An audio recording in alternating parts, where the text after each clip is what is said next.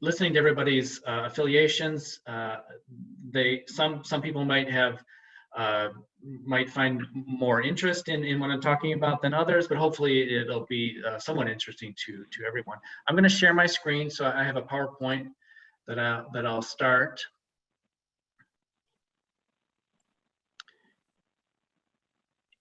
Here we go. Okay, so we're going to talk about, and you can ask any questions you'd like, I guess, at the end.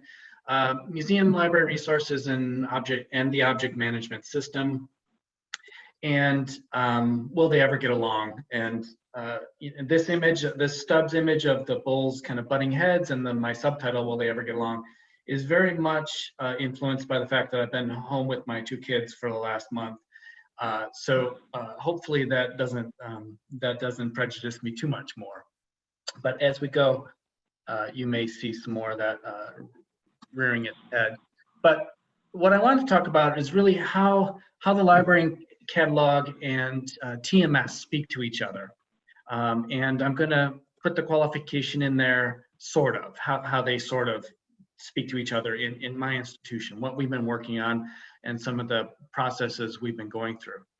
For us, there's really 2 aspects of that they interact with each other. The first one is with our online collection search. We use ViewFind, and the collection search I'm talking about is the collection search for the objects in the system, or in the museum's collection. So ViewFind is what we use, and it pulls collection data from both TMS and from Orbis, the library system, and displays them together. But this is really more about ViewFind talking to TMS and Orbis, and not so much about TMS talking with Orbis. So I'm going to talk more about this other aspect that involves ViewFind as well. It's object-specific bibliographies. So ViewFind displays bibliographic citations as part of the object record in the online display. It's pulled from TMS. All that information is pulled right from TMS, but the information of the bibliography is culled from the library collections. So it's more akin to forcing TMS to talk to the library collections. It's not really an easy, it's not easily accomplished, and you'll see more about that as I go on.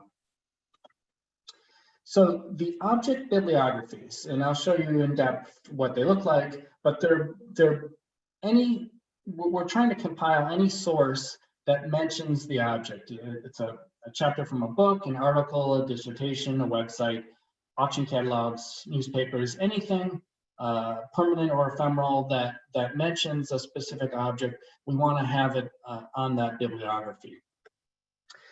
I know this is really small, but it just gives you an idea. There's Stubbs bulls again, and bulls fighting, and this is what an object record looks like on the collection search. The kind of basic tombstone information. Down low in that display is a section that's called publications, which is really the object-specific bibliography. And you see we have them compiled there with just basic information, the author's name, a title, and the direct citation information, and they can go on and on. So some of these more well-known paintings and well-researched paintings can have 50 or more citations associated with them in the online search. This is what they look like more close up, so you can get a look at them. Again, it's just basic information, but we include specific page numbers and a call number in there, because when we originally envisioned the project of adding these bibliographies to the objects, we wanted it to be more of a one-stop shopping for students or staff or whoever was in the library at the time. It's useful for anyone outside the library, but for those in the library, we wanted them to be able to take this citation and go directly to the stacks to find the materials and not have to stop off somewhere else to look up a call number or anything like that. So how do we create these bibliographies? I'm gonna go through some of the processes right now. there's two steps really. There's one that's more passive, and there's one that's much more active. First off, the passive one is we do check current literature that comes in every day that we get books into the library or journals in. We'll check those publications for any mention of a YCB object. We used to be able to, when the center had a rights and reproductions department that would be sending out images and getting notifications of publications, we'd be able to use a report like that. But since about 2010, 11, all of the center's objects and images of the objects are available free of charge for anybody on the website to download. So we don't get a report any longer. We just have to be more diligent about those publications that are coming in. The second one is a much more active kind of search. It's where we go back and systematically look through about 20 different sources, and I'll talk a little bit about the sources in a minute. We go back through and we look through those sources, databases and indexes, and we look for any mention of the object again, but it's going back in time to anything that we can find again. And we like to say we try to not leave any stone unturned in looking for these citations. Similar to these dogs that are going to pretty extraordinary lengths to chase this fox here. I know that's a stretch, but I wanted to put images in the presentation. So finding the citations, and I'll talk mostly about this literature search. How do we do that? We have about 20 sources. It's really a lot more than 20 sources. We divided up into 20 categories. And I'll show you how it adds up to be more than 20 sources. But this starts with kind of print resources and analog, kind of checking of the shelves, going into the paintings department. We take, and I should mention right now, this part of the process we train our students to do. We have about 4 students every semester that work in the library, and one of their main jobs is to compile these bibliographies. We take them up to the painting department files. We look at a few files and we show them the type of information they're going to be taking from there as clues for possible citations. Provenance information like auction information will generate an auction catalog. Dealer information about a dealer that owned an object in the provenance, oftentimes that will also generate a catalog from the dealer. So little clues like that, and then just searching basic information like our library catalog for monographs and exhibition catalogs devoted to that artist or the catalog raisonné.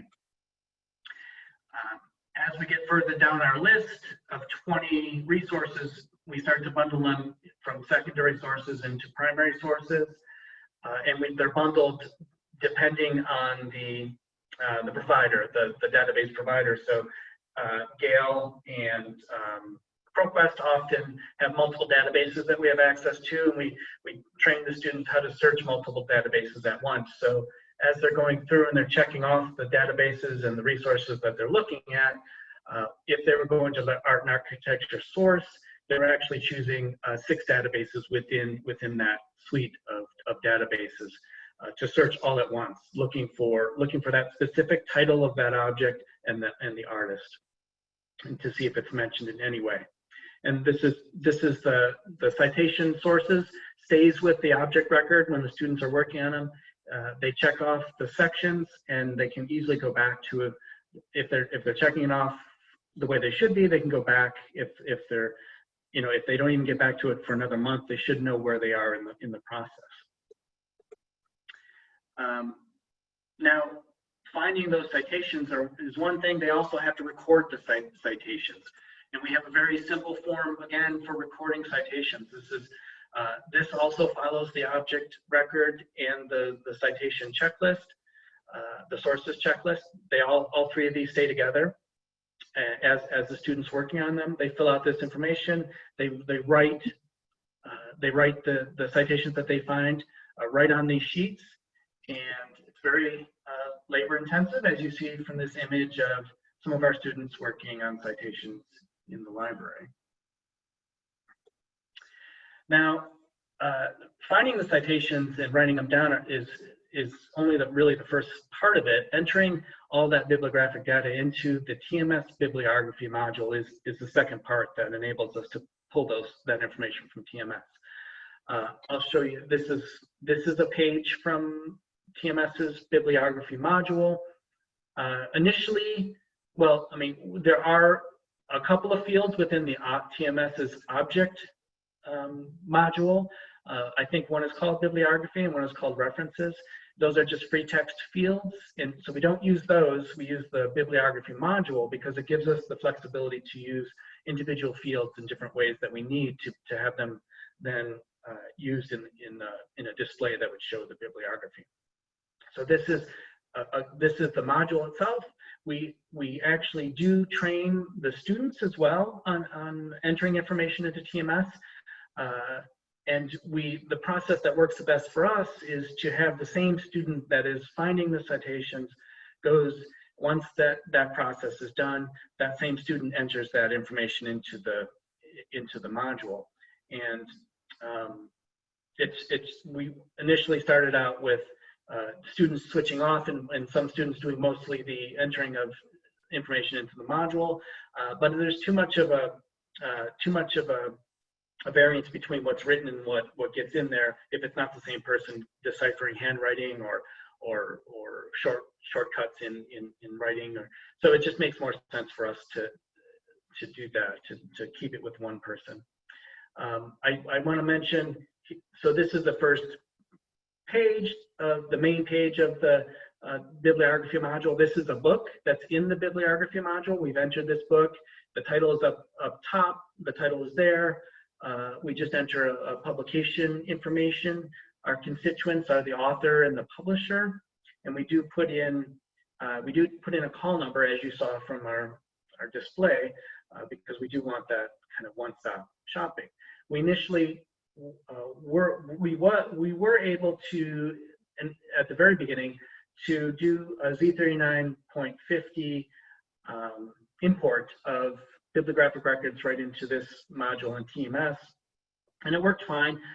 But it really, with the small amount of fields that we're filling out for each book or resource, it made more sense for us just to type it in individually. It works out to be actually quicker with less mistakes that way. This is the second page, the second tab. This is the same book, The Great Spectacle. It's in the module. This is where we would link the object to it. So this, you can see Bull's fighting, the Stubbs painting is linked by its accession number to this book. And we put the specific page number, the full citation. You can see also there's, just so happens in this book, there are 5 other objects from the collection that are linked to this book. So each one of those objects will have this book in its bibliography. Like I said, we do teach our students to do this, to do all these parts, and sometimes it may feel like we're this messaging here. We have had great success with our students, even though they're only here a certain amount of time. We try and get them as early as we can, and keep them with us for 2, 3, 4 years, which is the ideal. We do have, it's pretty much only students that are doing the finding of the citations and the entering of information. We have staff, librarians that supervise them and check issues or problems. And then magically, ViewFind takes that bibliographic data, those elements that we want to display, and inserts them into the object record. There's an indication of what they look like again. Right now, ViewFind doesn't allow us to put these citations in a meaningful order. So they're in this list as we entered them into the system, as we found them. But we are switching soon to blacklight as our collection catalog, and that will allow us to do that kind of meaningful arrangement by either artist name or date, or however we want to order the publications in the list. The switching to blacklight also allows us for more possible linkages in the future, right from this publication list back to the Orbis record, or back to a full list of what objects are indexed in this or viewable in this specific book. So those things are to come through Blacklight. To give you a little bit of the statistics, lastly, of what we've done, there are, it's one of the reasons we started this project is because it's the painting collection is not huge at the center, the British Art Center. We have about almost 2,400 paintings, so it seemed a doable task, although we've been working on it for 10 years, almost 10 years, and we have about 1,500 of those 2,400 that have full bibliographies. And we've added about 14,000 citations right now to TMS. That includes citations from those full research of an object to also the ones that are coming in that we're entering. So even though we are concentrating on the paintings in the collection, and more are being added every year to the painting collection, we do see a light at the end of the tunnel a little bit, and this is my favorite Turner painting in the collection, so I added that here as well. So as if we are concentrating on the paintings collection, but if we do find, when we're looking through the books and the journals that are coming in currently, and we find a drawing or a print that is in the collection, we will also add those as one-offs right away, but they may never get the full research treatment. And so I think with that, I'll just say thank you very much for having me here. And if anybody has any comments or questions, I know I went really quickly through it. I didn't want to take too much time up, but feel free to ask any questions you might have. Great. So it looks like a few folks have dropped questions right in the chat that I'm copying over into our shared notes here. But the first one is, are these student employees or students getting course credit for the work they're doing? Yeah, they're student employees. We don't, although we have had different types of students working on the system. So we have had Bartels Fellows, which are fellowships. We haven't had course credit, but they come from different areas. But mostly they're bursary students. So they're paid just an hourly rate to work. Roughly for us, it's less than 10 hours a week each student. Okay, and then the next question we have is, what? Hold on, I'm sorry. Can you also hear me? I lost my window. Yeah, we can hear you. I found it again, sorry. So the next question we have from the chat is, what were the issues with importing Z3950? And were you trying to import directly into TMS? We were importing from TMS. So we would start in TMS, and using Z3950, we would pull records from either OCLC or Orbis itself, the Yale Library Catalog. It worked fine. It did work. It pulled in more fields than we needed, many more fields than we needed, and it just the aspect of searching for the right record that you're going to search for, that you're trying to import, took just as much time as entering the small amount of information that we're entering in the system. So we just decided to not do that and simplify the kind of process a little bit for our students. Okay, and then the question we have that came in after that was, did you have any legacy citation data to deal with at the beginning of this project, or was the bibliographic research all from scratch? And yeah, you're dealing with those legacy citations? Yeah, no, we did it from scratch, and one of the reasons that I started the project was because we were, students would come in and they'd be doing object research, and we'd be putting all these books together and pulling all these resources together every time for them, and then they would just go back into the shelves, and there'd be no way for us to record them. So it wasn't recorded at all in TMS, or in any other system. So we started that from scratch. We did it for a little while before we were entering them into TMS for a year or so. We did it just on a separate database. So what we do have built in is an exhibition history that's an exhibition history that is compiled within TMS that traces the history of that object in exhibition since the object came to the center. So not a full historical exhibition history, but at least something. And from that is usually one of the places we start with that exhibition history, because that usually will produce a catalog that we would use for the bibliography. But we didn't have any legacy citations or anything. There were different departments, and this is probably true, and it was true in where I used to work as well, the different museums. They would use those two other fields, the references fields and the bibliography fields, in kind of different ways, the different departments. It was never really, they were never used systematically at the British Art Center, so that wasn't something we could use as data. What we have done systematically is get rid of the information that's in there now in those two free text fields, because we want all the bibliographic data to be in one place in the bibliographic module. Great. So the next question that came through on the chat was, what is the purpose of the handwritten citation? Well, it's just to record the citation. Actually, the students can type it in, or they can write it by hand. But since a lot of the searching is really going to the stacks and looking through indexes, physical books and physical journals, it's often easier for them just to write it down.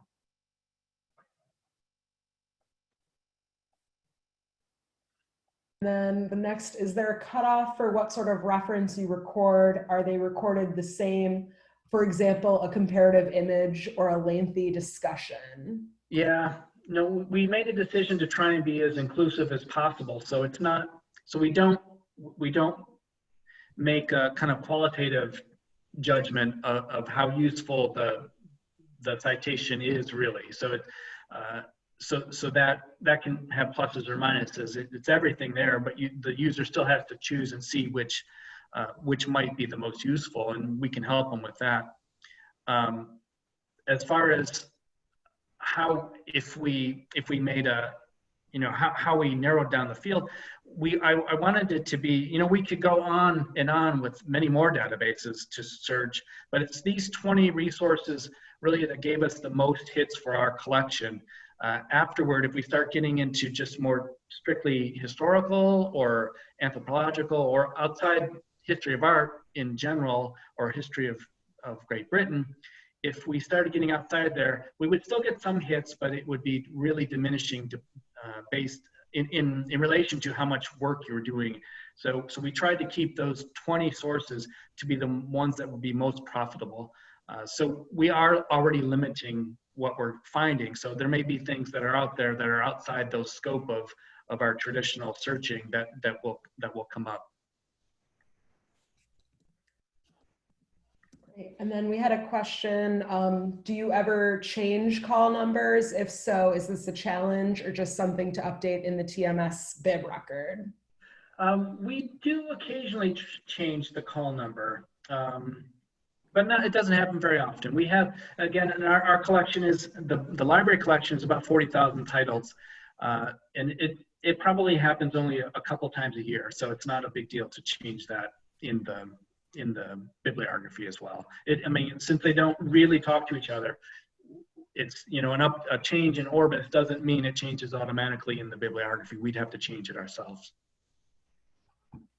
Okay, let's see. Next question is, do the bibliographies have live links to electronic resources like peer-reviewed journal articles available online? And likewise, do you have any reciprocal relationships in the library catalog? Yeah, they don't right now. There's no live links there right now. We do put in a lot of their links. The links don't show up in the bibliography. They're in the bibliography module, and mostly because most of the links, the databases that we're searching are proprietary databases and are only open to the Yale community. So they'd be just false links to everybody else. We wanted this for a resource for outside researchers as well as it is for staff and students. So we don't include direct links to those. Although for things that are websites that are open, we have the URL. So it's not a, I mean, the URLs there. It's not a hot link with the ViewFind system, but that is something that's going to change in Blacklight. So web resources that, as they show up in this collection search under Blacklight, are going to be linkable right there if they're open resources. Great. So next up, we have, has your rights and reproductions department incorporated TMS bibliography record creation into their workflow to keep up with new references, at least those going through R&R going forward? Well, I mean, right now they don't even go through R&R. There's a small group of users, I guess, who do still use the rights and reproduction department through Bridgman, and they get notified of that. But the vast majority of uses of our collection are downloaded right from the website, and the R&R department or imaging department is not even notified of that. So that we don't know who's using it or how they're using it. So it just means we have to be more diligent about about finding those things as they come in rather than kind of knowing about them ahead of time. Okay, and then next we have, for prints that have been widely reproduced, do you try to include every reference to the image, not just the specific print in the YCBA collection? Well, prints are one of the things we haven't done really much of yet. We haven't done any prints and going back in a full kind of historical search for those, and that's one of the reasons is because there's so many iterations of it. But we have done some of that kind of thing with sculpture, and we have done. We try to. I mean, in our viewpoint, any version of the sculpture or in the print in this case would be useful to a researcher, so we would put that information in the bibliography. But right now we haven't gone to prints and drawings except as they come into the center in new literature. So if we get a book right now that has one of our prints in it, we'll add that citation right away. But we may not go to, at some point in the future, we may not even look at that object, that print, and do the full historical search for citations. Okay, and then, so we have, I think, just a couple more questions before we wrap up. What was the decision process to use ViewFind to present the collections online? Well, that was done with our collections information access and our IT department.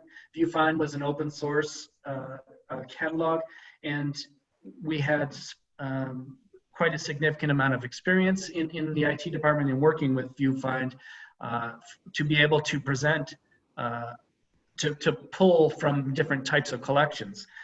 So to pull from something like Orbis, an online library collection, and to pull from TMS, a proprietary museum collection.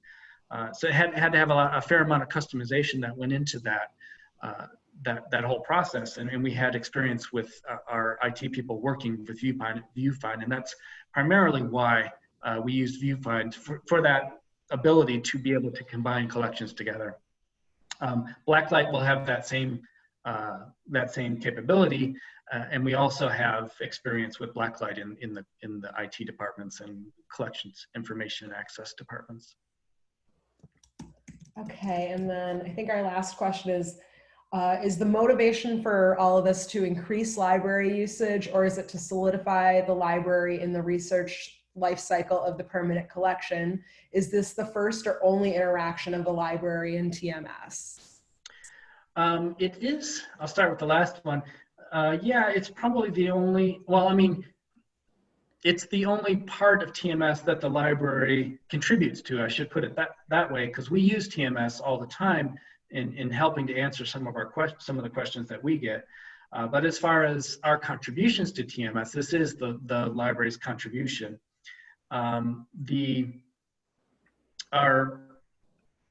It definitely is a way to kind of contribute to the whole effort of providing objects and services to a greater public. And it really has changed how we help people do research, object research in the museum, staff and students. So this is the first step now, the first stop that oftentimes students won't have to go beyond this at all. We'll show them what they need to do. They have the printouts of the bibliography. We'll show them which ones are the most important, and they're on their way. So and outside researchers have this to begin with, so they come to the center at kind of an advanced stage than they used to as far as object research, and it's mostly because of the bibliographies that have kind of helped them move along with research before they even interact with the library. I think that answered most of that question.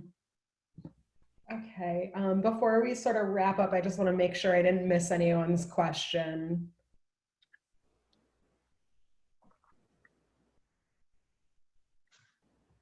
All right, I'm going to take that silence as affirmation that we got to everyone's questions, which all really great questions, and yeah, great presentation, very interesting. Thank you so much. No, sure. As we wrap up today, before I sort of share out